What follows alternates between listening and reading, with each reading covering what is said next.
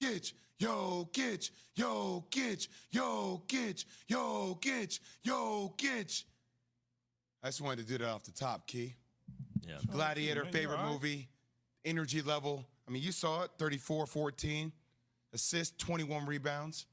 Damn near gave you a triple-double in the first half. In the first quarter, he had 10 rebounds like halfway through the first quarter. It was ridiculous. Wait, the whole time he's doing it, I know I'm watching the game, and I just imagine Key's eyes just rolling to the back of his head like, oh, God, this guy got another rebound. Oh, just box him out. What are you doing? What I text you guys at the end of the first quarter, though, they're lucky to be down 12. After a quarter, it's like they must be down 20 points. They're down 12.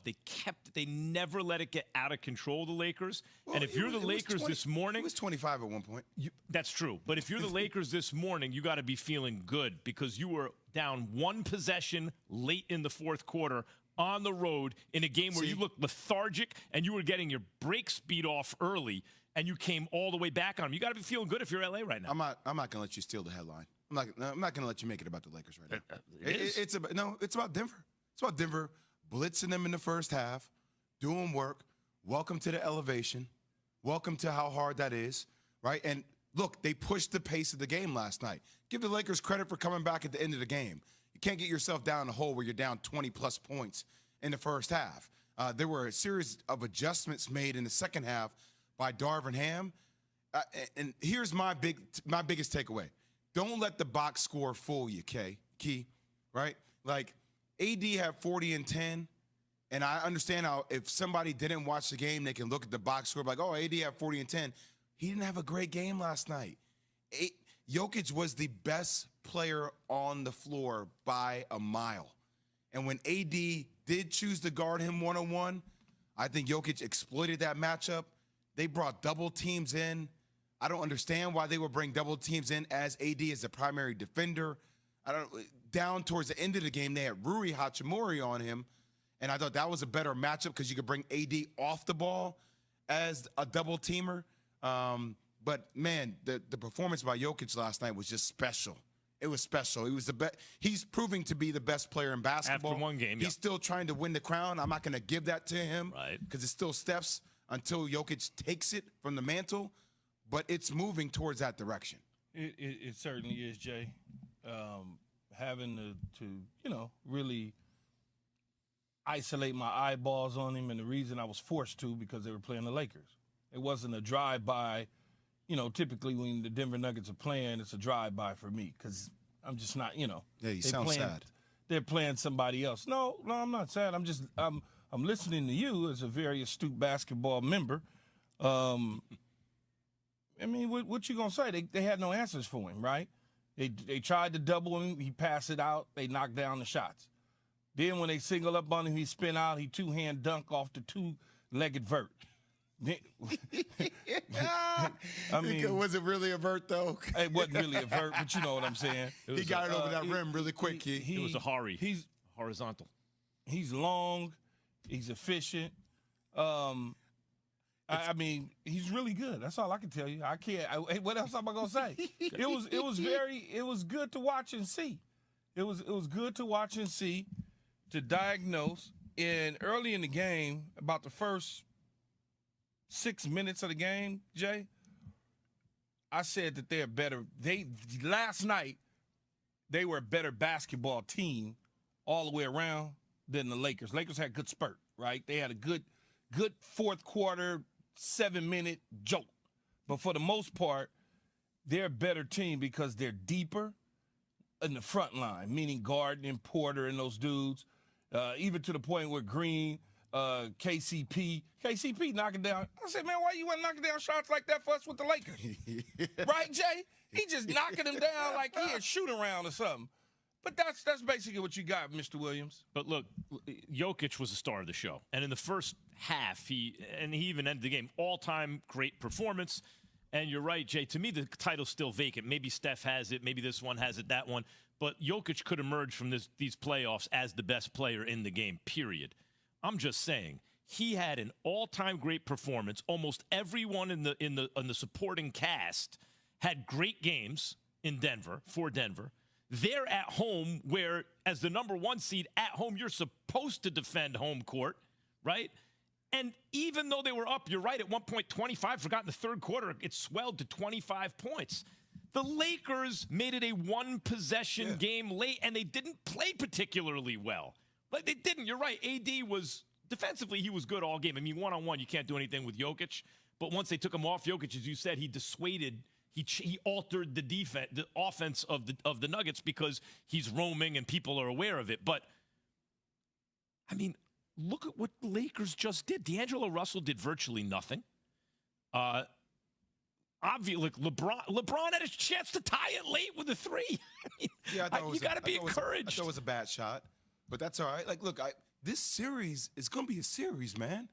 Ain't nobody just going to blitz people off the court. We can't get a ball LeBron no more, man. No, that's – but, like, there were so many adjustments. First off, I don't know why – like, the adjustments, you're going to have to play bigger because that little three-guard lineup was getting beat up. Yes. We don't have nobody to play big with, though. Well, and also, Key, like, you need to give Jokic different looks. So different looks, like I said yesterday. Yeah, when you give – and we talked about, like, you're going to see LeBron have to guard Jokic for stints in a game. Not saying it's going to be consistent, but stints.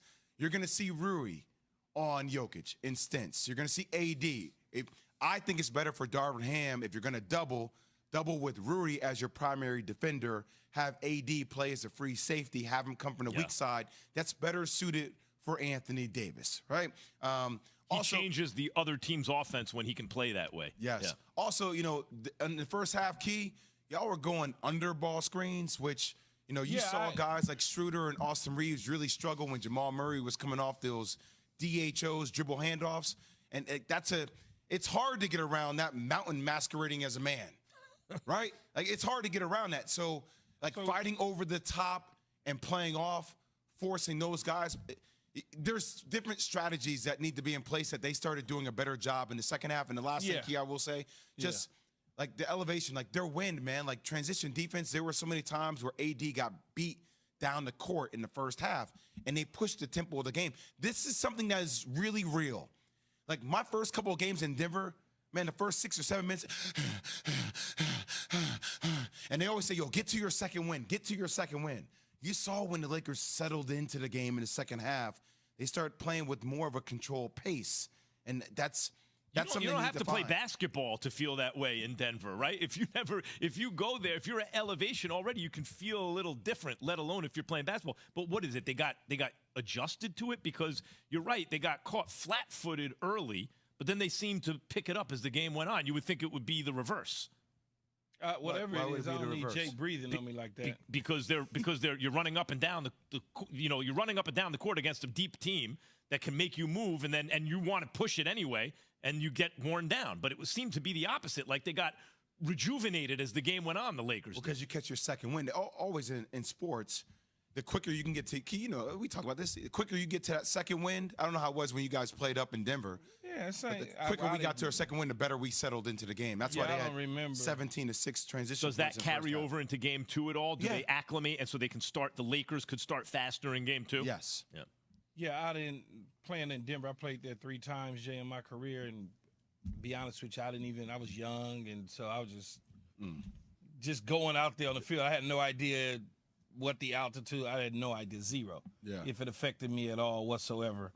Well, we did USA basketball in Denver, so we would do training up there all the time, and they would, you do like the oxygen mask and all that stuff to kind of measure your oxygen, your yeah. lungs. The Lakers got there a day earlier than what they normally would, Jay. They went in on Sunday instead of on a Monday, so they tried to get an extra day. And like you said, the second half, you get your legs underneath you, you understand. In the first half, I think they had put their toe in the water to gauge the temperature of the environment and what they was getting ready to get themselves into. And you say, well, how could that be? Well, it's a new group of individuals they playing against. They're in Denver. Yeah, they played in Denver before. They haven't played in Denver in quite some time. So now you look at it and you say to yourself, okay, let's get a feel for the game. And by the time they got a feel for it, like you said earlier, Jay, you down by 25. That's too much of a deficit, really, to close that gap. Exactly. Apparently not, though. They did. Well, they Can I just say one thing about the Joker? One possession. They lost. You can mark this down, and you can fight me back in 5 years if you think I'm wrong.